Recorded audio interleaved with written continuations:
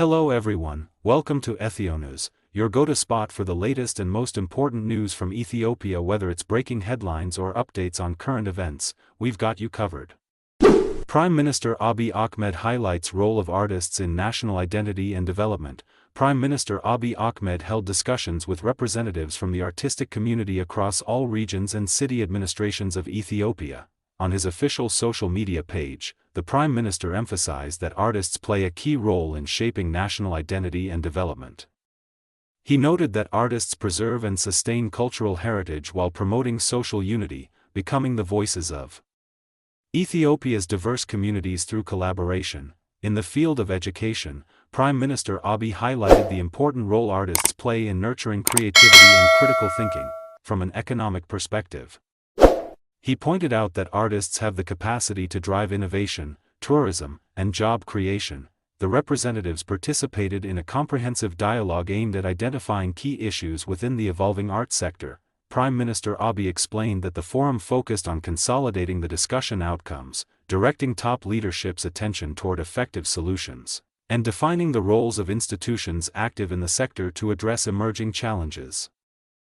University of Gondar opens 22 new projects including $510 million Cancer Radiotherapy Center. The University of Gondar announced today the inauguration of 22 projects valued at a total of $4 billion.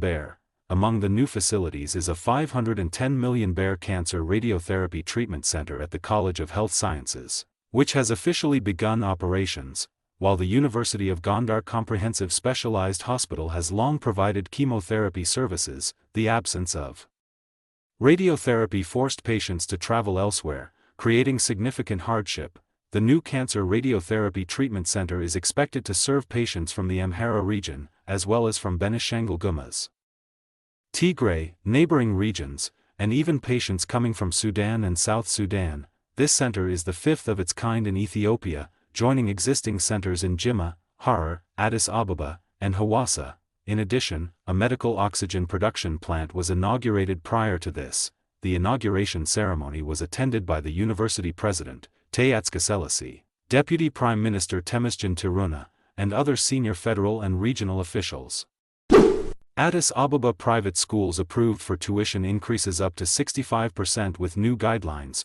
In Addis Ababa, 1,227 private schools under the city administration have been authorized to increase their tuition fees by up to 65% for the 2018 academic year. However, only one school has been permitted to apply the full 65% increase. Otto Ezzedin Musba, Director General of the Addis Ababa Education and Training Quality Control Authority, this decision follows Provisional Regulation No. 194/2017 for private education service fee arrangement, approved by the City Cabinet. Out of 1,585 private schools, 1,227 are allowed to raise fees up to 65%. Many schools initially proposed steep hikes citing inflation, with 10% suggesting increases up to 50%, while 90% requested hikes between 75% and 263%. Following consultations with schools, parents, and various city bureaus, a price adjustment guideline was developed to align fee increases with current economic conditions, effective for the next 3 years. The city cabinet categorized schools into 4 levels based on quality, with level 4 representing superior institutions. Tuition increases vary accordingly, recognizing that level 4 schools cannot be compared directly with level 2 schools. Under the guideline, pre-primary schools can raise fees by up to 45%, primary schools up to 40%, middle-level schools up to 45%, secondary schools up to 55%. Specifically, 144 schools may increase fees up to 40%, 591 schools up to 45%, 378 schools up to 50%, 47 schools up to 55%, 66 schools up to 60%. Only one secondary school has permission for the maximum 65% increase. Additionally, 358 schools that raised fees in the 2016 academic year are not allowed further increases this year, but may apply for adjustments again in 2019. U.S. and European countries suspend health sector aid to Ethiopia. UN official warns of impact. Dr. Awok Teso, Ethiopia's representative to the United Nations development agencies, told Ahadu Media that the United States and all European countries have completely suspended the health sector support they have provided to Ethiopia for many years. He warned that this abrupt withdrawal of aid from the US and European nations could further complicate the challenges already facing Ethiopia's health sector. Dr. Awok explained that Ethiopia has long relied on significant third-party assistance from donor countries in healthcare.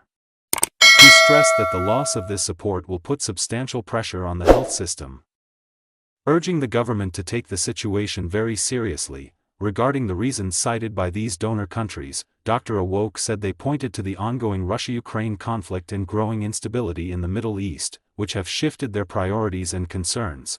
The countries involved include the United States, the United Kingdom, Canada, Finland, Denmark, Switzerland, and others. Despite the setback, Dr. Awok emphasized that the Ethiopian government is expected to respond by encouraging domestic financial institutions to expand their capacity and help bridge the funding gap. He called for strong national-level financial mobilization and a strategic internal response to address the emerging crisis in the health sector. Ethiopian Navy advances maritime skills with intensive speedboat training. Ethiopian Navy is ramping up its maritime capabilities through specialized training using speedboats and watercraft equipped with advanced weapons and combat systems. At the training site, Commodore Jemal Tafiza, Deputy Commander of the Ethiopian Navy, highlighted that the exercise aims to enhance operational readiness by equipping personnel with vital skills.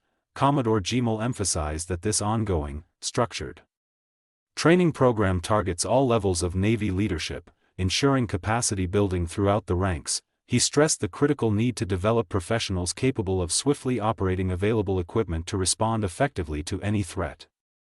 Noting high expectations from both the public and government for the Navy to act decisively against aggression, Captain Jerma Menzurga, head of Naval Maintenance, and Captain Kabeda Michael, head of the Naval Academy, detailed that the training includes digital technology integration, day and night combat drills, collaboration with domestic industries in weapons production, rapid speedboat maneuvers, and life-saving rescue operations.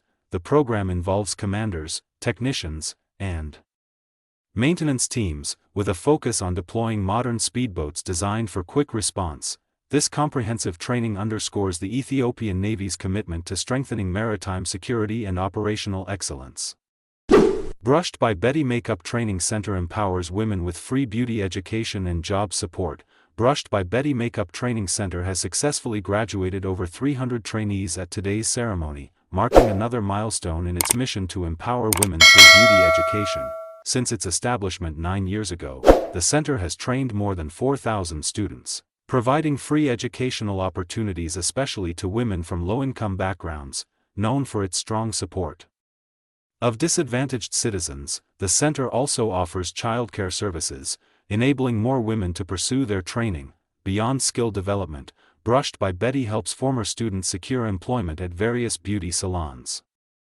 For those aiming to start their own businesses, the center facilitates loans of up to 100,000 BER, boosting growth in the beauty industry. To date, over 60 individuals from low-income families have benefited from the center's support, highlighting its vital role in creating job opportunities and fostering economic empowerment. Thanks for tuning in to Channel Name.